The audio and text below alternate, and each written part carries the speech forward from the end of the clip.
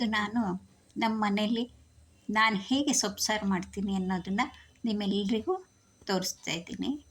ನೋಡಿ, ಫಸ್ಟಿಗೆ ಒಂದು ಬೌಲಲ್ಲಿ ಕುಕ್ಕರಲ್ಲಿ ಬೇಳೆ ನೆನೆಸಿಟ್ಕೊಂಡಿದ್ದೀನಿ. ಜೊತೆಗೆ ಅದಕ್ಕೆ ಬೇಕಾದಂಥ ಸಾಮಾನು ಜೋಡಿಸ್ಕೊಂಡಿದ್ದೀನಿ.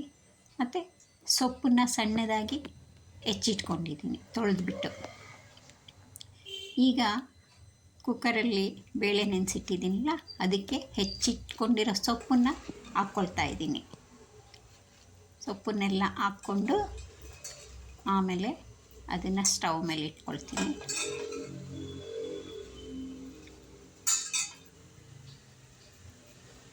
ಭಾಳ ಸುಲಭ ವಿಧಾನ ಇದು.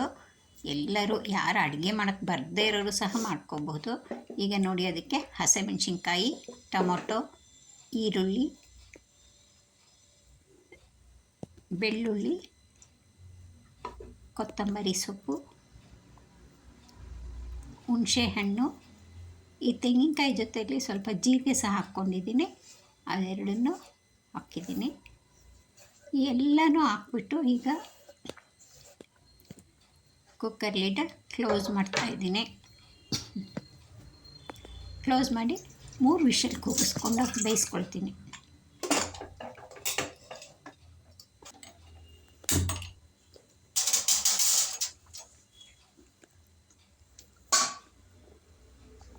ಯಾರು ಬೇಕಾದರೂ ಹೊಸದಾಗಿ ಅಡುಗೆ ಕಲಿತಾ ಇದ್ದಾರಲ್ಲ, ಅವರಿಗೂ ಸಹ ಮಾಡ್ಕೊಳ್ಳೋಕ್ಕೆ ತುಂಬ ಈಸಿಯಾಗಿದೆ. ಇದನ್ನು ನೋಡಿಕೊಂಡು ಕಲಿತ್ಕೊಳ್ಳಿ.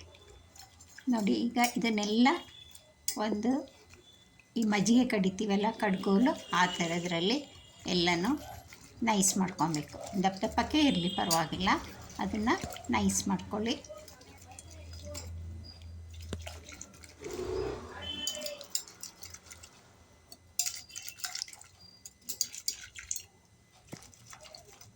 ಇದು ನಂದು ಮೊದಲನೇ ಅಡುಗೆ ವಿಡಿಯೋ.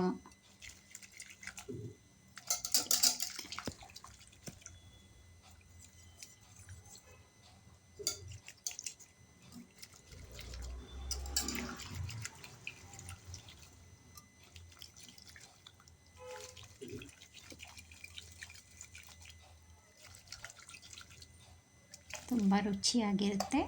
ಅದಕ್ಕೆ ಈಗ ನಾವು ಒಂದು ಒಗ್ಗರಣೆ ಕೊಟ್ಬಿಡೋಣ. ಬೇರೆ ಪಾತ್ರೆ ಇಟ್ಟು ಅದಕ್ಕೆ ಸ್ವಲ್ಪ ಎಣ್ಣೆ ಹಾಕಿ ಸಾಸಿವೆ ಹಾಕ್ಕೊಳ್ಳಿ.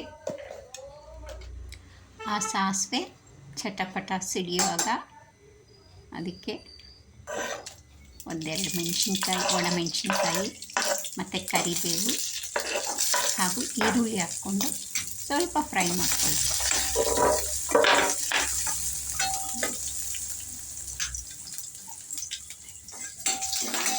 ಅದು ಸ್ವಲ್ಪ ಫ್ರೈ ಆದಮೇಲೆ ನಾವೀಗ ಬೇಯಿಸಿಟ್ಕೊಂಡಿದ್ದೀವಲ್ಲ, ಅದನ್ನು ಅದಕ್ಕೆ ಹಾಕ್ಬಿಟ್ರೆ ನಮ್ಮ ಸೊಪ್ಪು ಸಾರು ರೆಡಿ ಆಗಿಬಿಡುತ್ತೆ. ಎಷ್ಟೊಂದು ಈಸಿ ಇದೆ ಅಲ್ವಾ? ನೀವು ಮಾಡ್ತೀರಲ್ಲ? ಓಕೆ, ಈಗ ನಾವು ಬೇಯಿಸ್ಕೊಂಡಿರೋ ಸೊಪ್ಪು ಹಾಗೂ ಬೇಳೆನ ಇದಕ್ಕೆ ಹಾಕ್ಕೊಂಡೆ. ನೋಡಿ, ಸೊಪ್ಪು ರೆಡಿ ಆಯಿತು. ಇದು ಮುದ್ದೆಗೂ ಸಹ ತುಂಬ ಚೆನ್ನಾಗಿರುತ್ತೆ ಮತ್ತು ಅನ್ನಕ್ಕೂ ಚೆನ್ನಾಗಿರುತ್ತೆ. ದೋಸೆ ಚಪಾತಿಗೂ ಚೆನ್ನಾಗಿರುತ್ತೆ.